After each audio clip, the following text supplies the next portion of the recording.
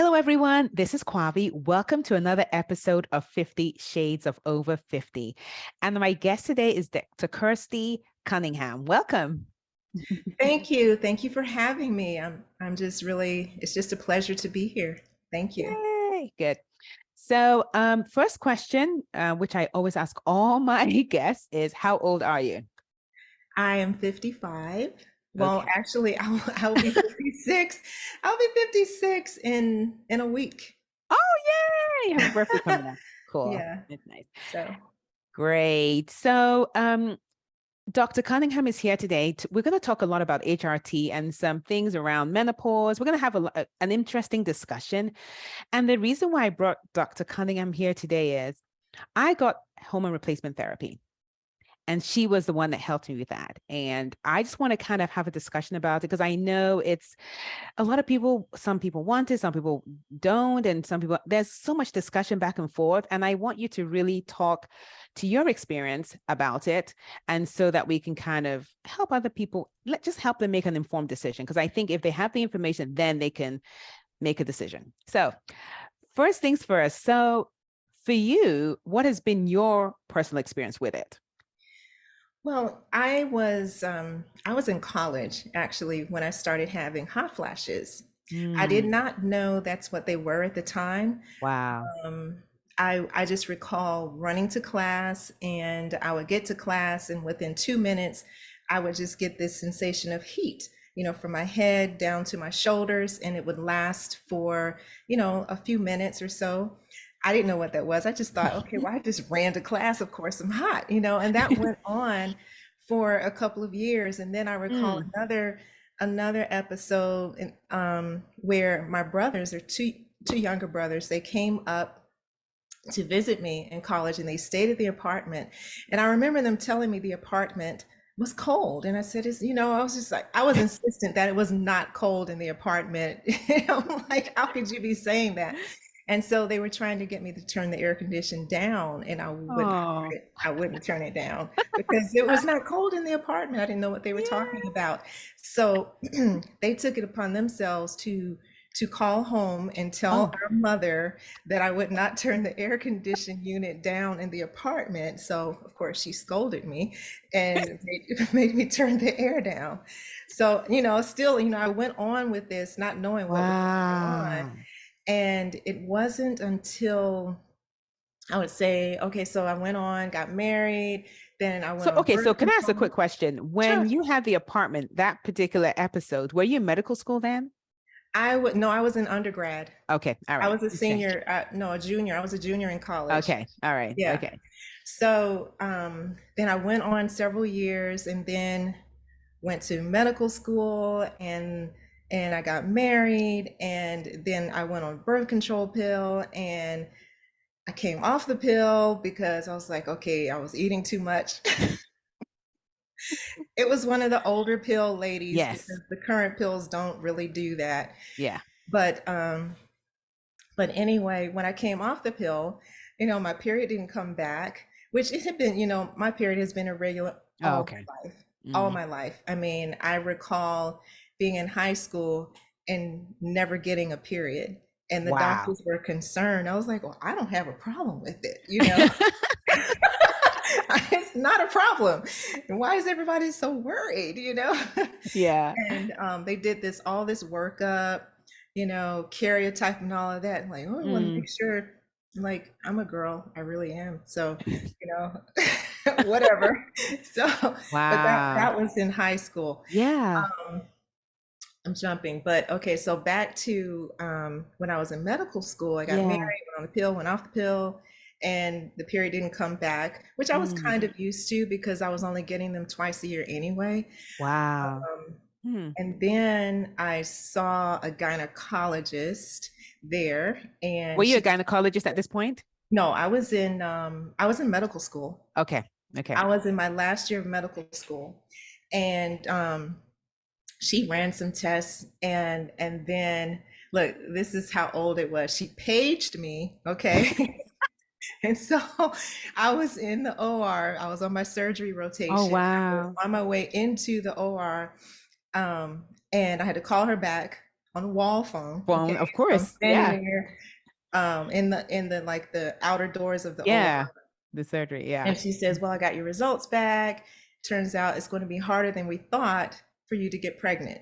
Hmm. And so, the diagnosis at that time was premature ovarian failure. Mm. And so I got all this information, went on into the OR, Or and kept and going. Oh. I just remember that's all I could think about. I was a Yeah. student, so it really didn't matter. I was just standing there holding a retractor. So, Right, the patient right. did okay. Yeah. So, so, so I went through this whole workup. She then referred me to a reproductive endocrinologist, Yes. and they did more workup, and they said, yeah, premature ovarian failure. It's probably less than a 3% chance that you'll ever ovulate. So I said, Oh, okay. wow. So then, the options were donor eggs, adoption, Mhm. um, what else? They said, well, we could try to use the drugs and all of that to stimulate, Yeah. you know, ovulation. I was like, let's Yeah. try it. I was, just You're ready. open. Right. Yeah. So we tried it. It failed. Um, then we went on to the donor egg route, Yeah. and which was a little bit unsettling because just Yeah. knowing that you're trusting someone with all of Yeah. that, of picking someone that they Yeah. think looks like you. Right. So, but anyway, so we went through that process. We did the donor egg cycle. It Yeah. failed. Oh, And wow. so then, okay, so now we're here. And by this time now, I am in my first year of residency. Right. Hmm. Um, and so it failed. And then it was, okay, well, do we want to try it again now, or what do we want to do? So we put it on hold for the moment. Hmm. And so I just decided, okay, you know what? I'm not even going to worry about it anymore. I just prayed about it.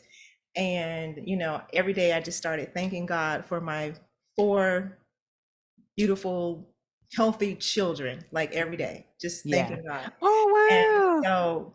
so, so 4 years later, um, we were in St. Thomas, Hmm. where it's like 80, 90 degrees, and I was freezing cold. And I'm like, Oh, wow.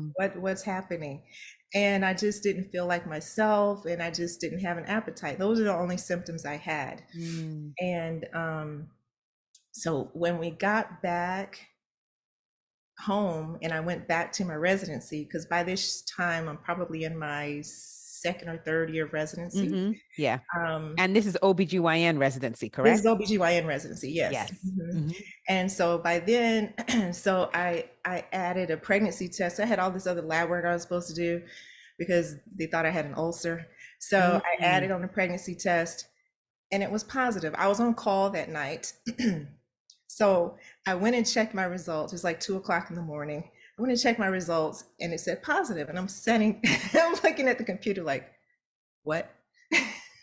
But what You made you know, check? Okay, can I ask what made you decide that you would do a pregnancy test though? Why did you well, decide? Since they because, hadn't recommended it, you did it on your own, right? I did it on my own because, just recalling, pregnancy can present itself in some weird ways Mm. sometimes. It's not always the nausea and the vomiting. It's not always the breast Yeah. tenderness. Mm. And I couldn't go by my periods because I never had those anyway. Yeah. Well, not never, but they were irregular anyway.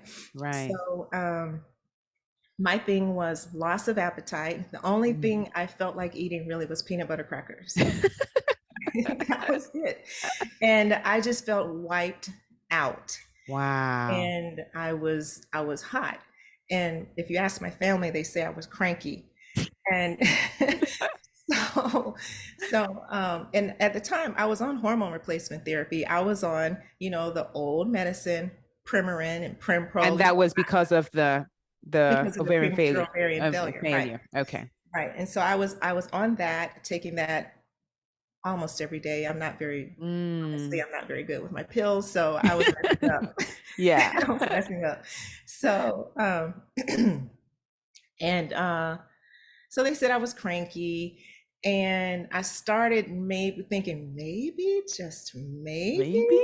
you know. And so I do remember we were driving around in St. Thomas and my husband hit this pothole and I just ripped his head off because he hit this Ooh. pothole because I'm thinking, maybe just so anyway, got back to my residency program. I did the test, it was positive. Mm-hmm. And so I contacted my doctor the next morning. And so she said, well, you know what? Before we do an ultrasound, let's check your pregnancy hormone level to see exactly how far it is. Uh-huh. Right. So we said, okay. So we did a hormone level and it was high enough to actually see something on the ultrasound. So then I got the ultrasound and it turns out I was 7 weeks and a day. Wow. Wow. That's so interesting though. So, Yeah. and you were in residence. I mean, did you even, was there anything that you were doing in school that could have even given you or it was just your gut feeling that, okay, you know what, maybe I'm pregnant? No, it's just really the experience of friends and colleagues, because I may Mm, have had one friend that said she lost her appetite among all mm. these other symptoms. Among all these other symptoms, Yeah. that one I was like, that was a little bit unusual, the loss of appetite. Right. Okay.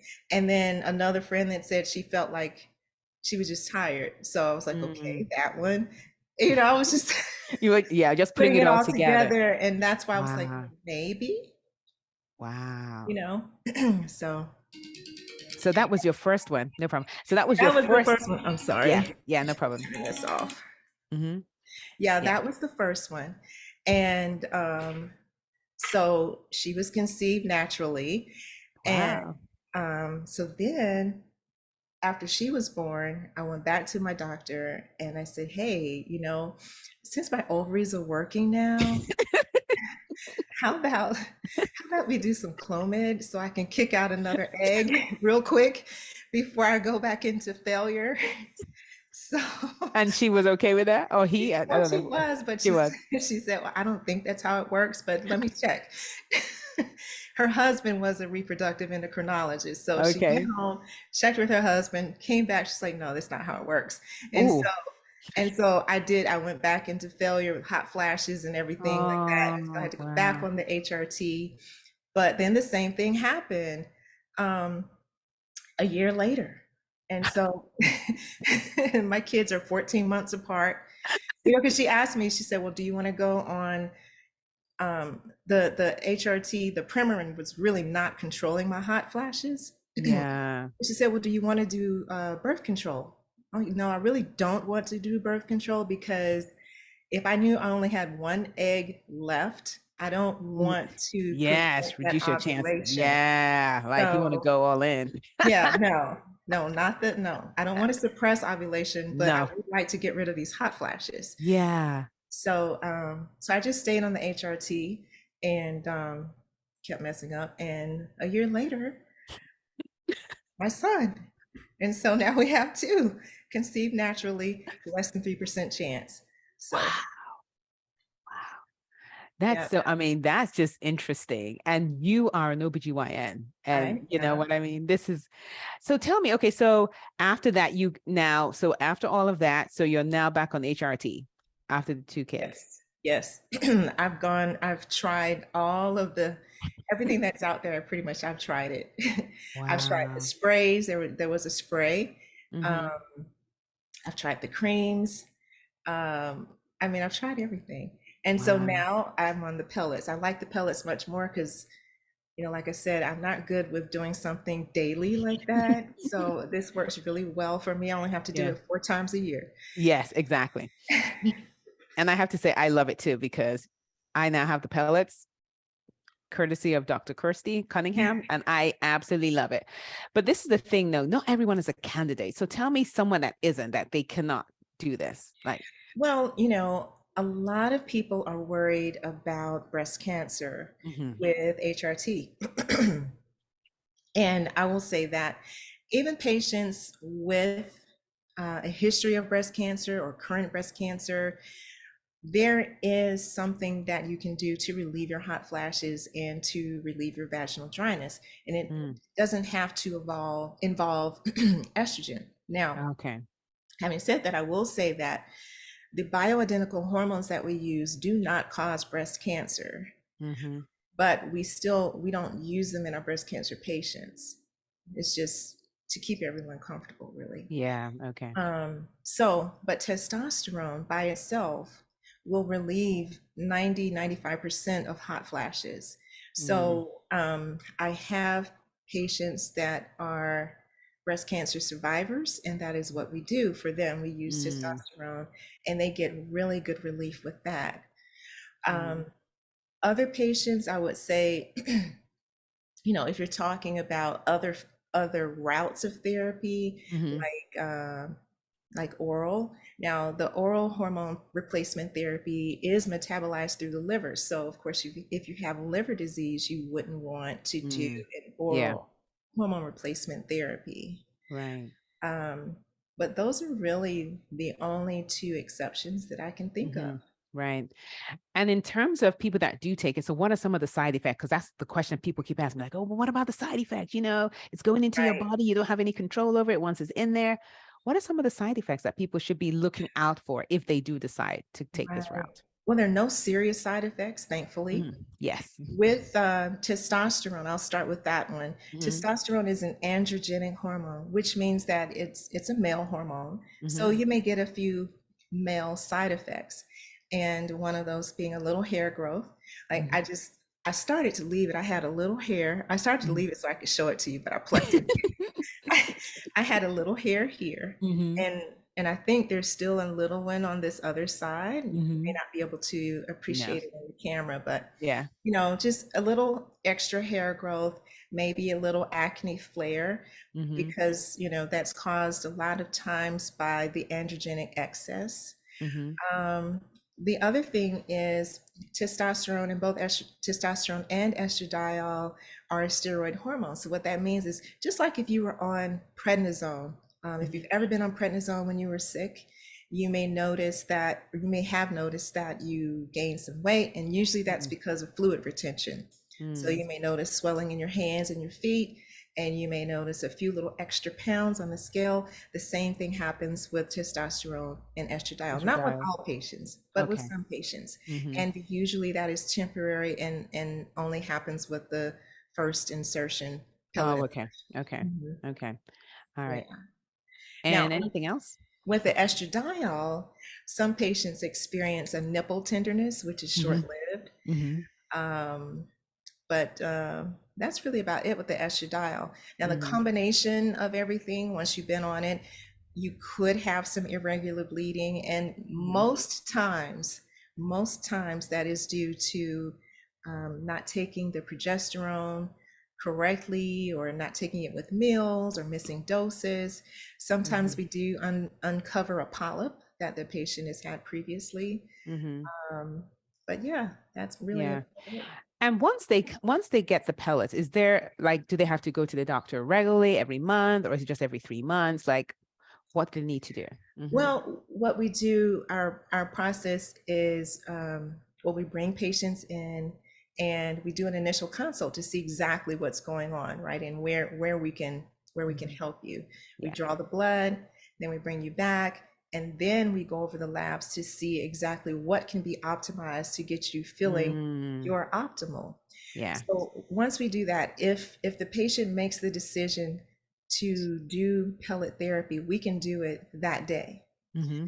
Um, if she makes the decision to do anything other than pellet therapy, I write the prescription, we send it to a compounding pharmacy, and they ship it directly to her home. Mm-hmm. So I'll talk about pellet therapy first. So with pellet therapy, Yeah. if we do the pellets that day, then we bring the patients Quick back. question, though. In order for you to do it that day, don't you have to see the blood results? Yes, so the Okay. blood has come back. Oh, blood has come back. Okay, good. Yeah, so this is consult number two. Consult number So two. where we're going over the blood results. And Mm, if she wants to get the pellets that day, we do it that day. mm-hmm. And then we see them back in 4 weeks just for blood work. So now we're checking to see if she's at that target range, because our Mm, target range is not always what we call the laboratory reference range. mm-hmm. Many times these laboratory reference ranges, it can throw you off a little bit because you look at Mhm. it and everything is normal, Mm. but you're still not feeling good and you're wondering, well, everything is normal. Why don't I feel normal? Right. And that's because that's really not our goal. When the lab does these results, they're looking at it with respect to the patient's age for most of them. Mm. So if you're a 60-year-old woman and they check your estradiol, I'm sorry, No, it's okay. get Mhm. some water, sorry. Yeah, that's fine.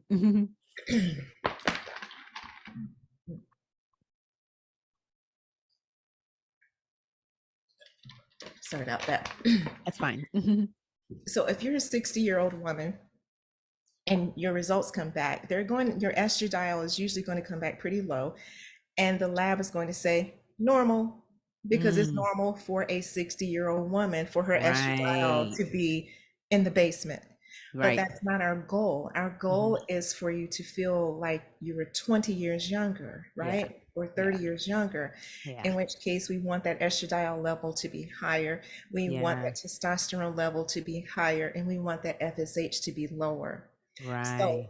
when after the patient gets their pellets, they come back in 4 weeks to get blood work only.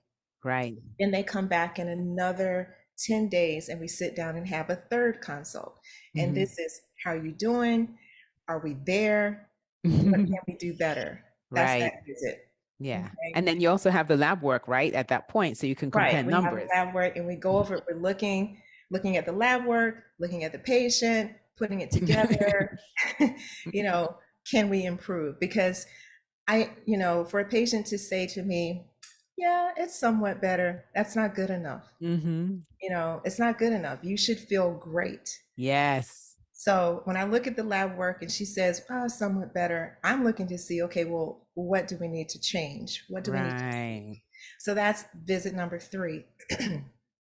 And then otherwise, if she says, I feel great, I can't believe it, I haven't had any more hot flashes, life is good, you saved my life. I've heard all these different comments from patients. If we're there, then we know that that's the correct dose. Mm-hmm. And then we see them every 3 months from Right. that point. Okay. And then we don't Okay. have to recheck the levels. We just do it Right. maybe once a year. Yeah. So yeah, once we get to that point, it's every 3 months. Yeah. And then there's some patients that it's not like you said, they're like, well, somewhat better. And then you're looking to see what you need to do to Exactly. improve. So for Okay. those patients, we tweak it and bring them back in a month. Yeah. Okay. Are we there? How are you Yeah. feeling? You know, so it's all it's an adjustment sometimes. I Yeah. would say 90% of the times we get it right within that 30 days. Yeah. Yeah. And then you guys got it right for me in 30 days. I think it was actually less than, because I remember when I came to you, you told me I should kind of notice the difference within 4 weeks. You had said that. Mhm. 2 weeks, I already started feeling it. I was like, wow, this is amazing. So Awesome. so that was great in my case. I mean, I was so excited that I even did a dance with my doctor for it, because I was just Oh, so yes, excited. Yeah, we did a we dance. sure did. So that was great. But okay, so another question I have for you is, I've had some people reach out to me and say, well, but it's not FDA approved. And what are your thoughts on that? It is not, the pellets are not FDA approved, but they are FDA regulated. Mm, And what that means is we do have to answer to the FDA with the testosterone. Testosterone is a controlled substance. mm, So every pellet that comes into my office has to be recorded. Every pellet that goes into a patient has to be recorded. And so we mm, have a log sheet, and because if the FDA comes knocking on your door, you have to be able to show them where every single pellet went. mm. So it is Okay. FDA regulated. It's not Okay. FDA Yeah, approved approved. for Yeah. this type of usage, Yeah. as are many drugs that we use in medicine. Right. Yeah, yeah, Yeah. I agree. All And right. many off-label uses. Yeah. True. That's true. Mhm. So just to give people some background, I found her because I was looking for someone that specifically had menopause training. Because I was just tired of going to doctors and they weren't really sure. They were like, well, it might go away. And I was like, no, that's not good enough for me. I wanted more. And so I reached out to Dr. Cunningham because I went to a website, the North American Menopause Society, because I wanted to find someone who knew a bit more. So this is a question I have for you. So in medical school or even in residency, do they not cover this part at all? They don't At all. at all. Interesting. Now, the Wow. curriculum may beginning to change now, Mm-hmm. but I will say when I came through medical school and I finished Yes. in 2000. Mm-hmm. So 20 years ago, no, we didn't Yeah. Wow. hear like menopause. What exactly is that, you know? Yeah. Yeah. Um, so no. No. And I hope it's changing because there are not, like when I go to the website, there are so few menopause certified clinicians. Mhm. We need way more. With the number of women experiencing these symptoms, we need way more help. Yeah. For sure. I think that it's slowly beginning to Mm-hmm. Yeah. change, and I feel that because I also teach medical students, and I Oh, know nice. that some of the questions that they got on their exam, or one question on a natural therapy for this menopausal patient, they gave them a case Oh, scenario. So that's wow. progress, That's but progress for still sure. one Yeah. question. Yeah. Yes. Slow, but there. Yeah. Yeah. But wow, this was, I mean, thank you so much for this and being able, this is helping me educate my audience because majority of us are in our 50s and over. And I know there are some of them, I have some friends who have no symptoms, but I have a lot that have symptoms. Mhm. And a lot of them are wrestling with the idea of, should I get pellets? Should I not? And I know this information that you've shared will help them make an informed decision. And this is the thing, if you live in Atlanta and you have symptoms, I just tell you, you just go to Dr. Cunningham. She will be able to help you. And I'm going to put her information down below. I've had an amazing experience with her. And I like to do my research before I go anywhere. I come informed. And so when I finally made the decision to choose her, it was because I had looked and I'd seen what she was about. And I was like, okay, she can help me. And then in going to her, and she explained everything to me every step of the way and made me feel really comfortable. And it worked. So just to add that for people that are interested. Yeah. Thank you. I appreciate that. I'm glad you're feeling better, Oh Claudia. yeah. I mean, I'm like, yes, this is it. And then for those listening, in case you're wondering what my symptoms were, to be honest with you, I didn't even have hot flashes. I didn't have I would hear night sweats here and there. My energy level was fine. For me, it was libido. My libido was like non-existent. And it was like night and day when I got the pellets. So there might be some of you going through that and wondering what to do. And no one really talks about this. Like I didn't know it was a symptom until it started happening. I didn't know. I thought something was wrong. I was like, okay, is this old age? Is it when you get older, this just happens? You know? Right. That, yeah, there are a lot of symptoms that some patients don't realize they're actually symptoms of menopause. And right, libido is one of them. Mood swings, that's another Mm-hmm. thing. Night Yeah. sweats, waking up at 3 a.m. sweaty, that's a menopause symptom. Yeah. Just getting fatigued Mm-hmm. midday, Yeah. mid-afternoon, Yeah. and Yeah. then, and that interferes with your productivity many Oh, for you sure. know. Yeah. So, and weight gain also is a symptom of Yes. menopause Mm-hmm. many times, and that's due to many times the estradiol level dropping. Yeah. Yeah. So thank you so much for sharing this Thank wonderful you for having information. me. Oh, you're welcome. I know people are going to they're going to benefit from this. And this is just one way to help people make an informed decision about their health. So I really appreciate it. Thank you everyone for listening. And I look forward to seeing you guys next week. Take care. Take care. Bye. Bye. If you enjoyed listening to this show, you have to take a look at Flourish, my online global community exclusively for women in their 50s and beyond. We talk about the important issues affecting women in their 50s, 60s, 70s, and beyond in a safe and non-judgmental environment. We also provide the tools and resources to help you create your best life on your own terms. It's never too late and you're not too old. Go to the link below to learn more.